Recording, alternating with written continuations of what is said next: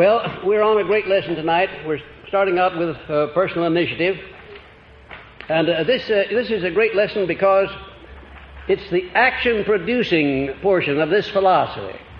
It wouldn't make very much difference whether you understood all of the other principles or not if you didn't do something about it, now would it? No.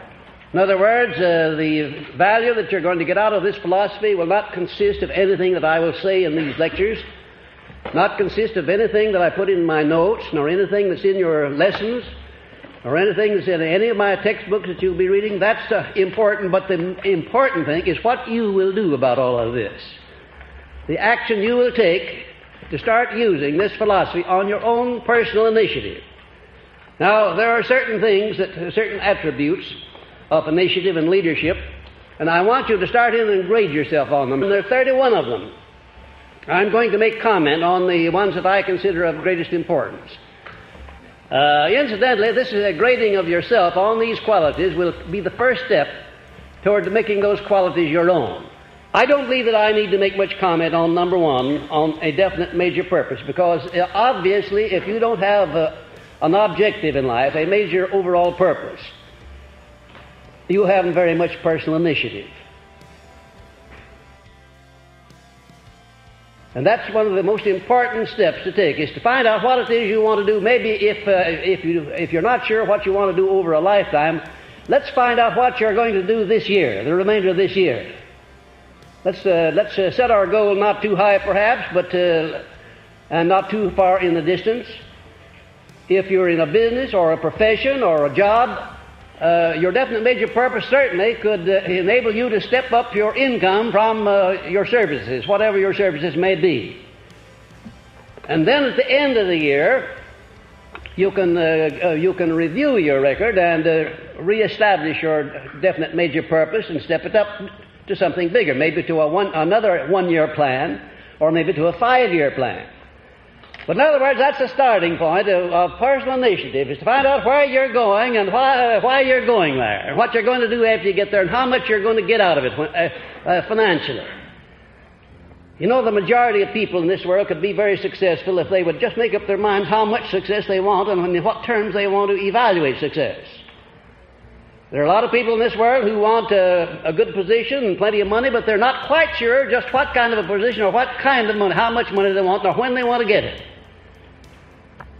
Let's do a little thinking on that subject and grade ourselves on number one. Then on number two, an adequate motive to inspire continuous action in pursuit of the object of one's definite major purpose. Now, study yourself carefully and see if you have an adequate motive. Or motives. It will be very much better if you have more than one motive for wanting to attain the object of your major purpose, whatever that happens to be, or your immediate purpose. You know, ladies and gentlemen, nobody ever does anything without a motive. Well, no, let me restate that. That's not correct.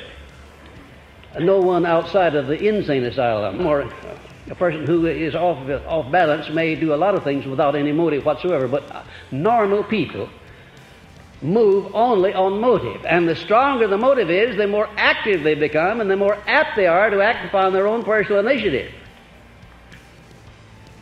You know, you don't have to have an awful lot of brains in this world. You don't have to be very brilliant. You don't have to have such a wonderful education in order to be an outstanding success if you will only take what little you have, whether it's little or much, and start using it, putting it into operation, doing something about it and with it.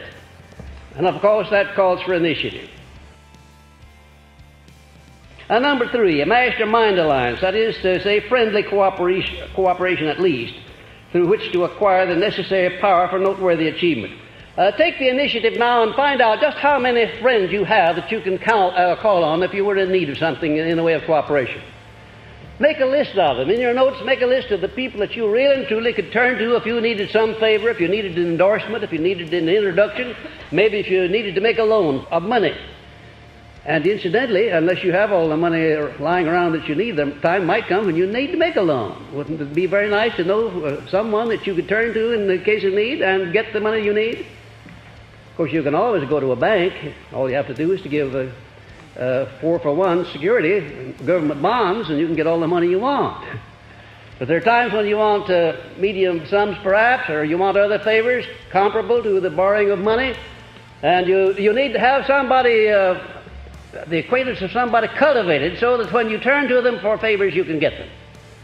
But above all, if you're aiming at anything above mediocrity, you need to have a mastermind alliance of one or more people beside yourself, who not only will cooperate with you, but who will go out of the way to help you and assist you, and who have the ability to do something that will be a benefit to you.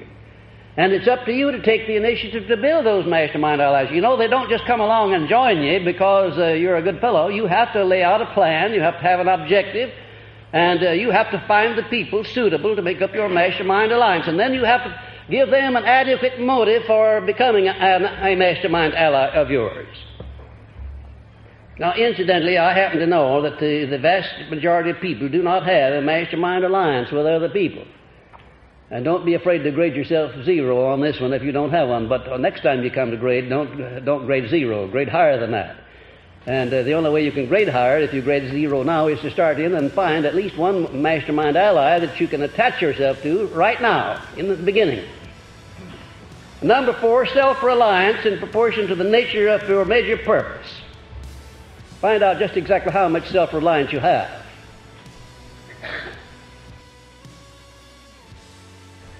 Incidentally, when you come to check yourself on self-reliance, you may need some help from other people. You may need some help from your wife, or your husband, or your closest friend, or somebody who knows you real well. You may think you have self-reliance, but do you know how you can tell about how much self-reliance you have? Would you be interested in knowing how you can check that very accurately? Yes. All right, go back up there to number 1 and carefully evaluate your definite major purpose and see just how big that is. Or if you have a definite major purpose, and if you don't have one, or if it's not outstanding and above anything that you've attained up to the present, then you don't have very much self-reliance, and you should grade very low on that. If you have the proper amount of self-reliance, you'll step your definite major purpose up way beyond anything you have ever achieved before, and you'll become determined to attain it. Number 5, self-discipline sufficient to ensure mastery of the head and the heart and to sustain one's motives until they are realized. Where and when do you need self-discipline most, do you think? When you're on the way up and when everything's rosy and going well and you're succeeding? Is that when you need it? I thought you'd call me on that one. That's right. You need self-discipline when the going is hard, when the outlook is not favorable. What kind of self-discipline do you need at that point? Why, you need discipline over your mind to the extent that you know where you're going, you know that you have a right to go there, and you know that you're determined to go there regardless of how hard the going may be or how much opposition you may meet with. And you'll need at least enough self-discipline to sustain you through the period when the going is hard instead of quitting or complaining. And number 6, persistence based on the will to win. Do you know how many times the average person has to fail before he quits or decides he wants to do something else? Once. Don't you think you're generous? Once. Did you ever hear of the fellow who fails before he starts because he knows that there's no use of starting because he knows he can't do a thing? Did you ever hear of him? Well, that cuts it down below 1. You see? And would you be interested in knowing that the vast majority of people fail before they start? They actually never make a start. They think of things that they might do, but they never do anything about it.